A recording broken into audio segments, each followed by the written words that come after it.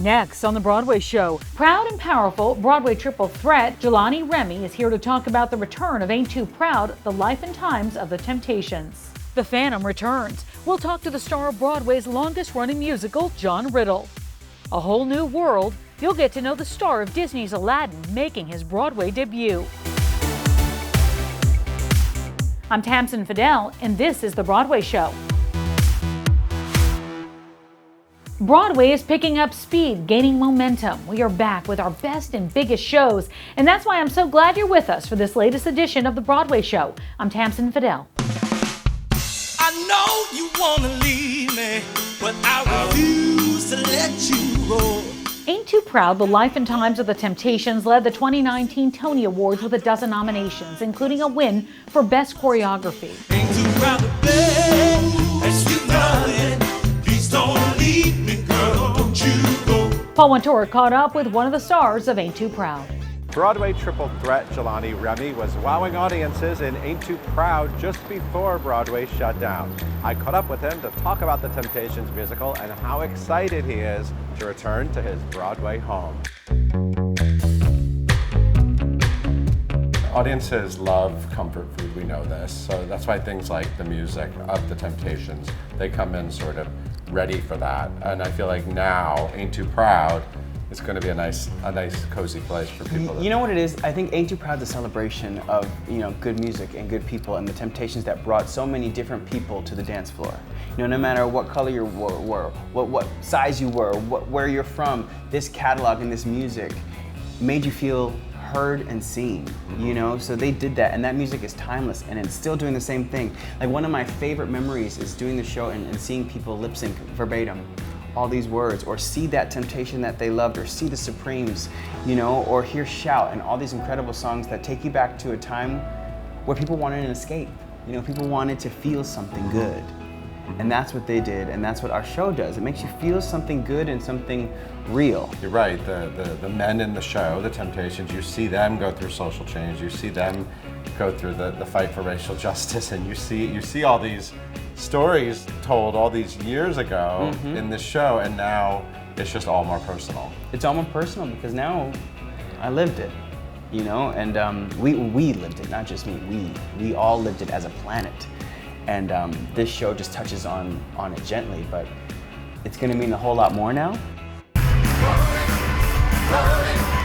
Rolling on the river.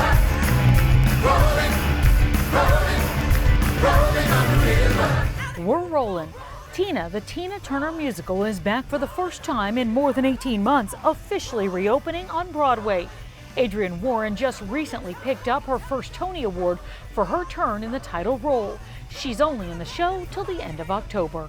It is the longest running Broadway musical in history. Now we can tell you the Phantom of the Opera returns to New York City's Majestic Theater October 22nd. Broadway.com correspondent Charlie Cooper talked to one of the returning stars of Phantom, John Riddle. Thanks, Tamsin. Audiences will be able to hear the music of the night once more once the Phantom of the Opera returns to Broadway on October 22nd. I spoke with John Riddle, who's set to return to the role of Raoul in the long-running show. What do you miss most about being on stage? We're standing on 44th Street right now, which is one of my favorite streets in New York. But I really miss coming out of that subway stop right there and seeing all the people on these streets and lined up down the street to come and see our show.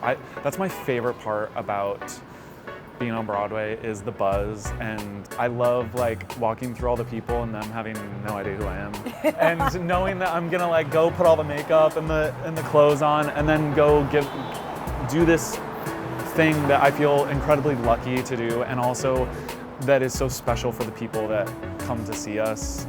People come from all over the world to come see Broadway shows, and specifically Phantom too. We have people truly from all over the world. So, and it's people that have never been to Broadway before. It's like they've never had this experience before, and so giving that to people, I think is so exciting, and I miss it desperately.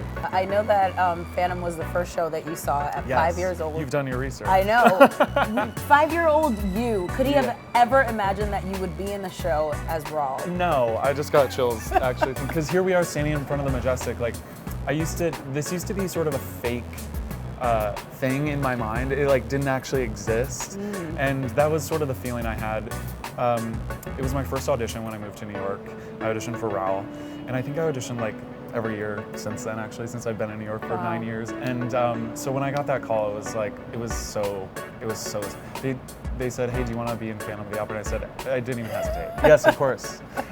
So it's pretty thrilling. And the first show my first night on the Majestic, I definitely had a moment of, I'm in Phantom of the Opera on Broadway, like how special. What was that like to get that call, to know that you guys were coming back? It was sort of like a sigh of relief in a way, because we really didn't know what we were it's like been in a waiting room for a year and a half. And so I just find a lot of joy that for us as a whole, as a community, that we're gonna come back and do it again. I think one of the most important things that we learned this year is how important what we do in here is. And you know, bless everything that has happened on Zoom. There's been some incredible things that we've pulled off online, but it's not the same thing as sitting in these theaters and doing the thing. That was my biggest, it was like, let's go back and do this and do it better. Yeah, it's almost like you have this new appreciation, I imagine. Yes, yeah, and I think we all do, or I hope we do. Like a lot of things we maybe took for granted.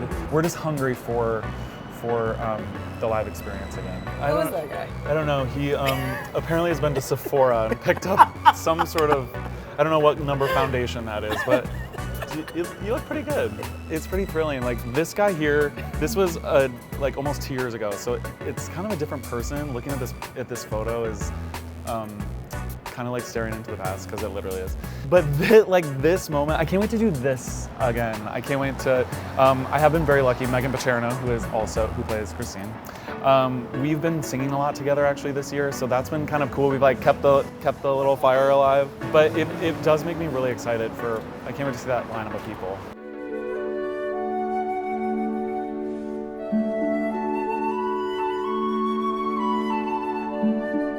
On behalf of the entire cast and crew, our front of house staff, our producers, Bartlett, Scher, and myself, thank you so much for coming tonight, and welcome back. All Rise, To Kill a Mockingbird is back on Broadway, and what an emotional reopening night it was. Jeff Daniels and Celia Keenan-Bolger returned to their starring roles as Atticus and Scout. Before the curtain rose, playwright Aaron Sorkin welcomed the audience back to the Shubert Theater.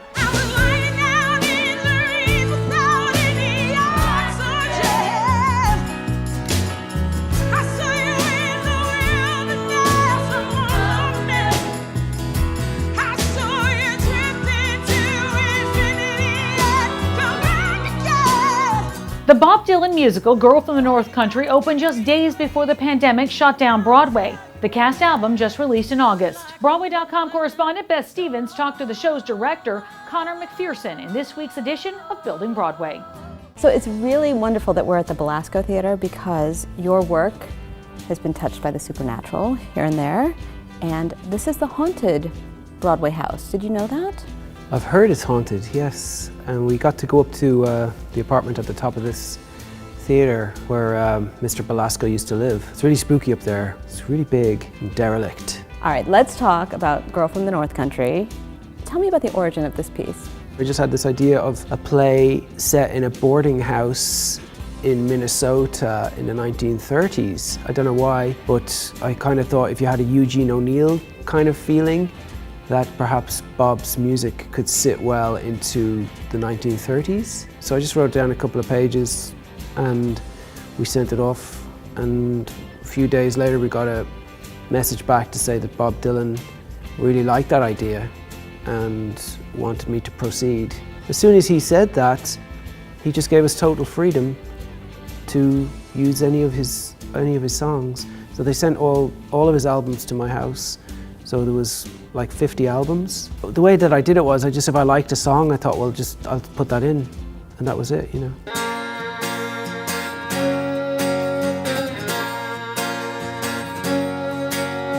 Pistol shots ring out in the ballroom night. Enter Patty Valentine from the upper hall. She sees the bartender in a pool of blood. Cries out, my God, they've killed them all. Here comes the story of the hurricane. The man the authorities came to blame.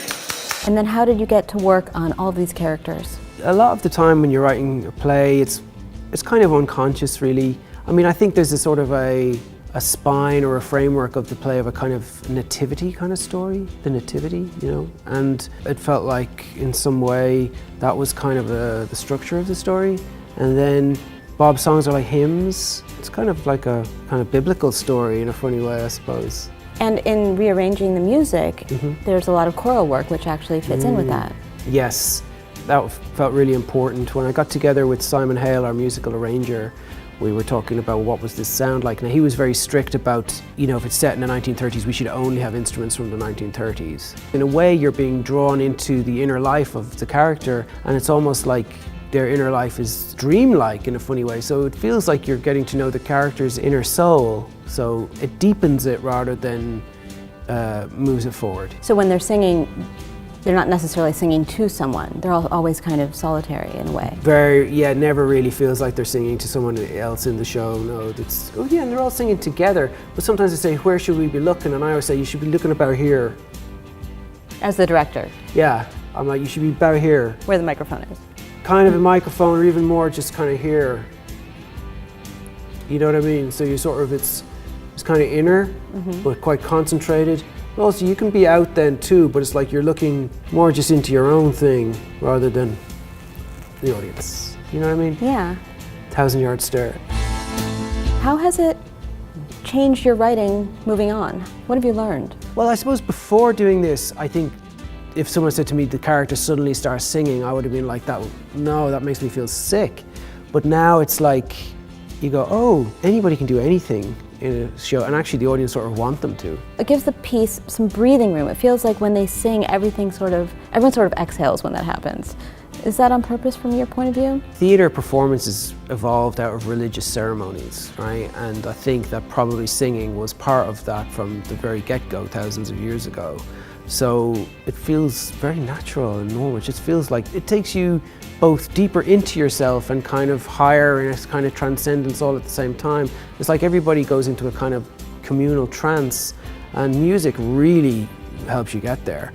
And actually it's almost like a great shortcut, because normally as a playwright, you know, you're trying all the time to reach these moments that feel sort of deep and moving and stirring and, you know, different and so forth. But then when you suddenly realize, oh, actually we can just have music, that really, you know, fast forwards that feeling. So it feels like you've been a mountaineer laboring at very high altitudes, and suddenly someone says, you want some oxygen? You know, where's this been? You know, you had oxygen tanks? So who knows? So I think maybe we'll have more songs going forward in my plays. There's still a whole lot more to talk about on this edition of The Broadway Show. Coming up, Swan Dive. We're talking to one of the stars of the New York City Ballet about her brand new tell-all book. I'm Tamsin Fidel, and this is The Broadway Show.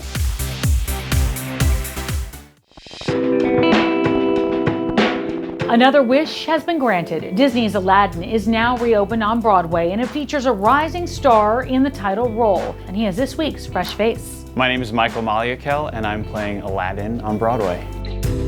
It feels surreal for so many reasons. It's my Broadway debut, and then the added layer of being representative of the South Asian community in the theater world. Everything about it is incredible.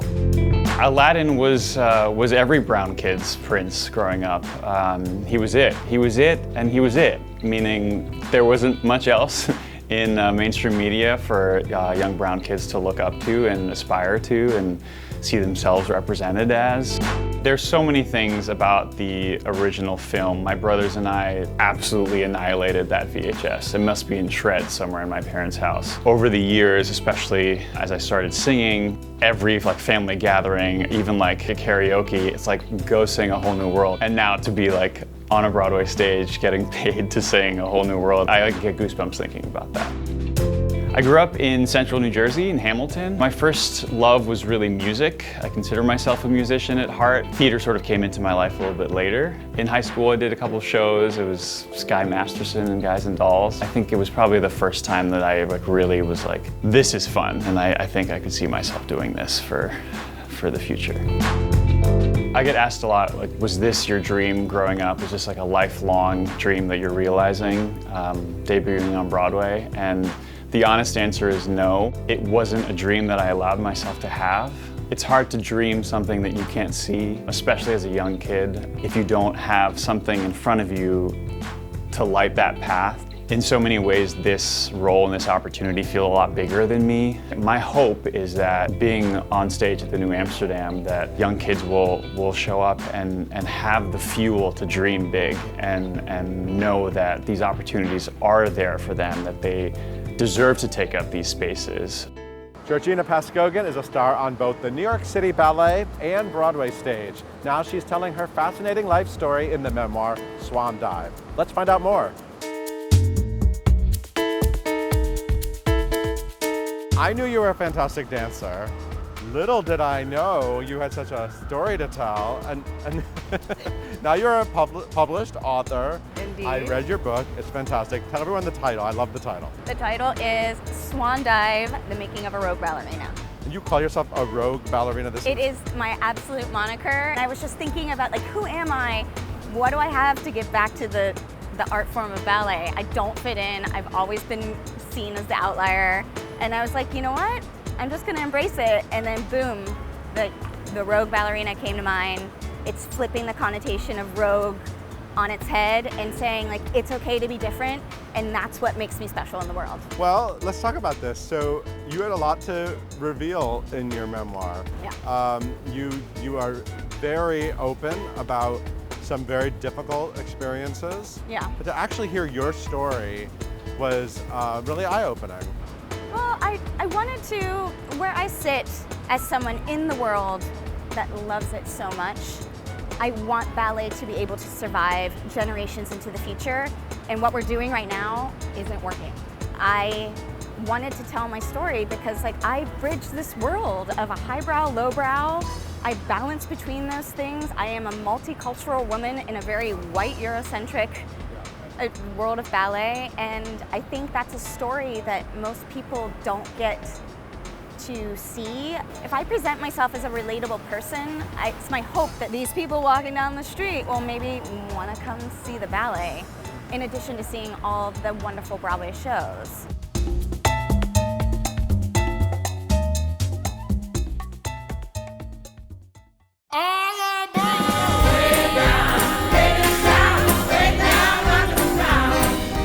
Hadestown was one of the first two musicals to return to Broadway since March 2020 shutdown.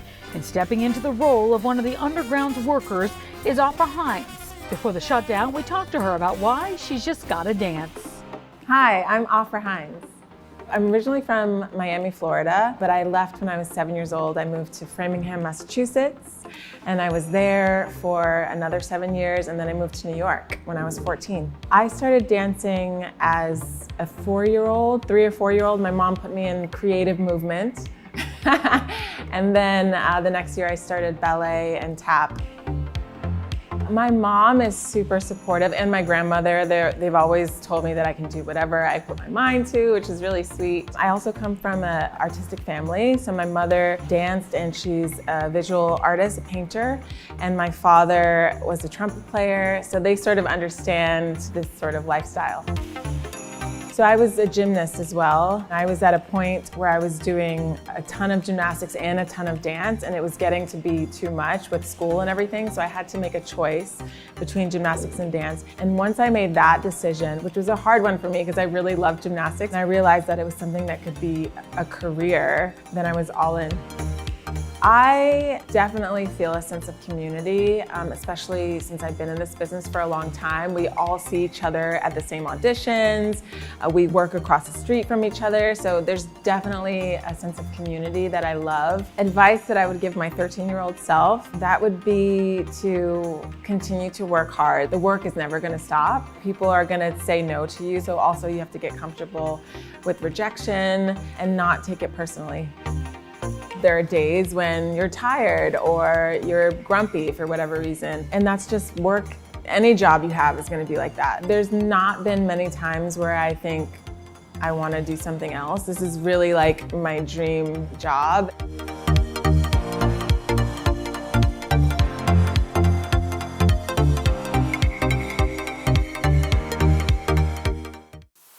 And that's going to do it for us. Until next time, I'm Tamsin Fidel, and this is The Broadway Show.